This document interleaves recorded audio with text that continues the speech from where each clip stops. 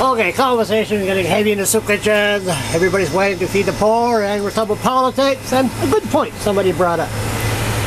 And what's your name? Alan Sears. And you are? I am a professor of education at the University of New Brunswick. And this election, but everybody, you love politics. Yes. Interesting times. I'm a political junkie. That's the word I was looking for.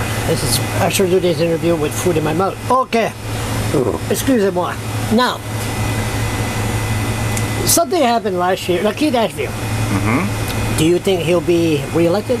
I have a great difficulty. Well, yes, I think Mr. Ashfield will probably be re-elected. But you will not support him because of a certain reason. I will not support him unless he would apologize to the principal from Norton who he maligned in the House of Commons last year over the dispute about the singing of O Canada in the school there. He accused the principal of banning O Canada in his school, maligned him in public in the House of Commons. The man had not banned O Canada. They had changed from singing it every day to singing it twice a month. But not only was it not banned, it was still mandated.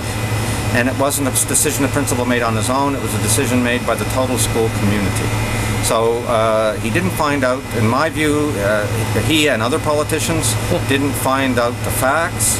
They spoke publicly about a person and helped to put the person's career at jeopardy. They owe the person a public apology. Are you trying to tell me that Keith Ashfield has ADHD? He speaks before thinking?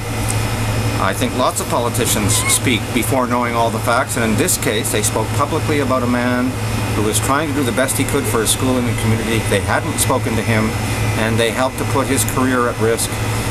He was later threatened. There was a case where he was threatened with violence, and someone went to trial and was convicted of that. So this man's life was severely impacted by people who did not understand what had happened and spoke before they understood, and as far as I know, have not offered the man any kind of public apology. They should, including Mr. Ashfield. So you have a problem with people that everybody can make mistakes, but they don't apologize. Everybody can make mistakes. The singing of the national anthem is an emotional issue, I understand that.